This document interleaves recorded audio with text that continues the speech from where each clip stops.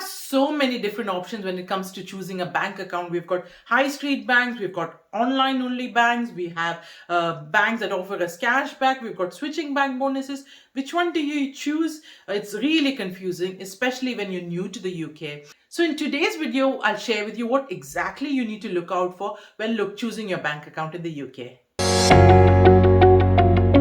Hi, my name is Gina and welcome to my channel. If you're new to my channel, I love talking about saving and investing money for people like me living in the UK. Today's video on explaining the different bank accounts was especially requested by one of my viewers, C.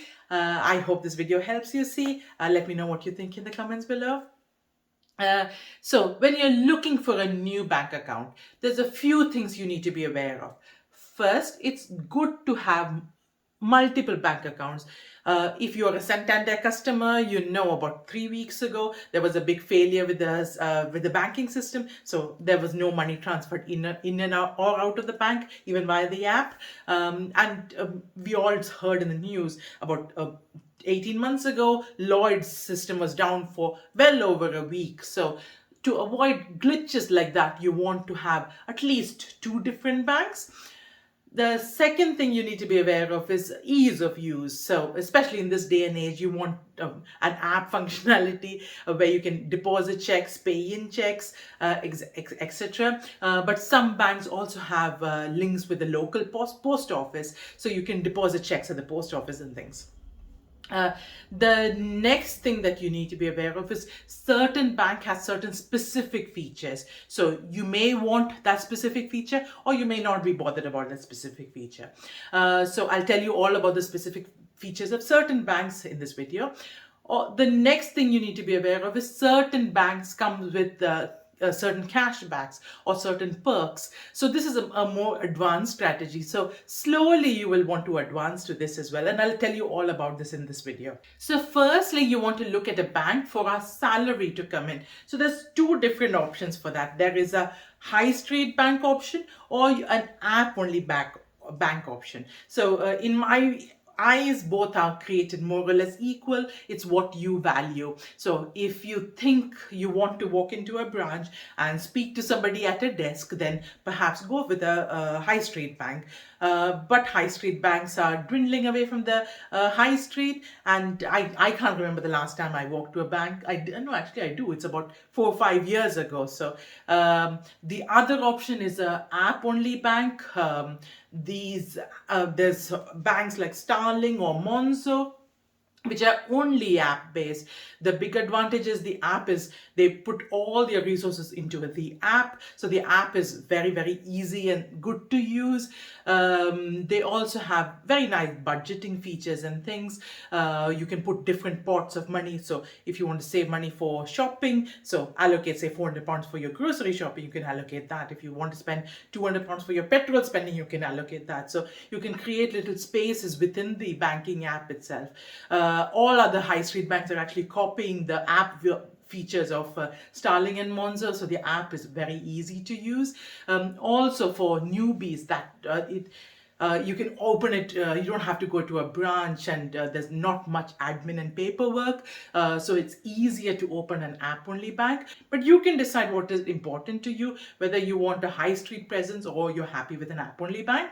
So once you've decided your main bank account, whether it is a high street bank or app only bank, so you've decided that, and that's where your salary is coming in, then most of us should have a Santander 123 Lite account. It's not so important if you're not in charge of the bill. So if you're sharing with somebody or you're still living with your parents, then no, you shouldn't have a Santander 123 Lite account. But if you're in charge of paying your bills, whether it's renting or if you're living in your own home, if you're in charge of your household bills, electricity, gas, broadband, etc., then you should consider a Santander 123 Lite account. So there's a £2 admin charge for this account, but if you pay all your bills, so you get some cashback for your council tax, you get cashback for your phone line, your broadband, your electricity and gas, water bills, etc. So I get about £5 each month. So that's £60 for money that I would have spent on my bills anyway. So easy money to be had, isn't it? So if you're paying your bills, this is definitely a an account to consider. On the Santander 123 website itself, you can enter all your bills, and it'll tell you how much you will get, and then you can make a decision whether it's worth it for you or not. I'll put a link to the Santander 123 website in the description box below. So check out and see if it's worth it for you. The next thing that some of you may want is insurance products linked to your bank account. So the insurance products included is a breakdown cover for how many ever cars are in the household. There is travel insurance for the whole family, worldwide travel insurance for the whole family, as well as mobile phone insurance for whoever is in the household. So I pay about £13 a month with Nationwide, and we get both the breakdown for both our cars, as well as worldwide travel insurance when we are ready to travel, and mobile phone insurance, which I probably wouldn't pay for if it didn't come with the package, but it's a nice to have. So that may be something that you want to consider, especially if you have one or two cars in the family, or one or two expensive phones. This is definitely a product to consider. The next bank account to consider is for your savings. So all of us know that we hardly get any money back for savings sat in the bank account. I've actually done a whole video on saving your money, and you may want to check it out. So currently you can save up to £2,000 with Nationwide, and you get 2% interest, or you can consider, so that is fixed for 1 year. Or you may want to consider a Virgin Money account, which gives you 2% or 2.2%, but that's a variable rate, so it might change in future. It also has a little bit of, a Virgin account also has a little bit of cashback, which I'll tell you about in a minute. So this is for any short-term savings that you may have. So you may want to save up for your car repairs if you have an older car, or you may want to save a little bit of money for house repairs, because we all have some repairs or the other every year. Or you may want to save for the nice holiday that you plan to go. I want to go to India and see my parents next year. Or you may want to save for a new car which you want to buy in a year or two. So this is for very short-term savings. Long-term, you should definitely consider investing your money, but the savings bank account is good for short-term saving. So the bank accounts that I've discussed up to now, your main bank account, or a bank account, a little bit cash back for your bills, or insurance products linked to your bank account, or maybe even savings bank account. Most of us would benefit with some or all of these accounts. The switching bank accounts is a nice to have. It's perhaps after you've considered the other bank accounts. Every so often, there's switching bank bonuses. Currently, Virgin is offering 12 bottles of wine as well as £50 to your favorite charity. First Direct is giving you £100 cash back. Recently, I did a switch to Halifax, which was giving me £100 bonus. I've talked previously that I've switched to HSBC and things like that. So every so often you get deals and offers like this that you can switch your bank account. I wouldn't switch my main bank account at all.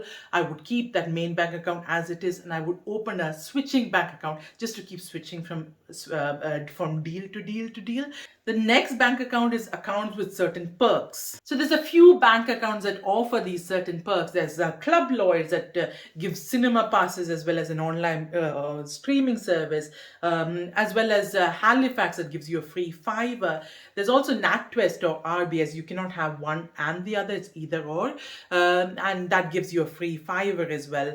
There's also Barclays Rewards, which is not very good in my opinion, but each of these accounts requires certain criteria. You need to deposit an X amount of money. You may have to log into the app once a month, or you may have to set up certain direct debits each month. So go through each of these criteria and see which one would apply to you. I have a few of these bank accounts, and to meet the £1,500 in each account, what I do is I just set up a standing order to go from one account to the next every 2 or 3 days, and then it comes back to my first account. So I've got about £1,500 floating to get the benefits of 3 or 4 accounts. Also, if you choose to have a Halifax bank account, they require you to spend £500 on your debit card each month, and I do not spend £500 on my debit card each month. I do all my spending on my cashback credit card. So, and what I do is I pay off my credit card. I've set up a standing order, so it pays off in full each month, and I get the £5 reward from Halifax account. So having these multiple accounts for perks and things can be a little bit of hard work, but if you automate it, like so setting up standing orders or paying off your credit card bills. So if you take up a little bit of time when you start off the account, you don't have to keep monitoring it, and it doesn't take up your time each month, and you get all the rewards each month, but not a lot of your time taken up. Banks get a lot of money out of us as customers in terms of overdraft fees and late payment and this and that fees. So it's good to get them back at their own game and get a little bit more cash back from them for our back pocket. So I hope this video has given you some idea on how to structure your different bank accounts in the UK. If you've liked it, please give me the thumbs up like button and share this with your family and friends. And I'll see you on the next one. Stay safe.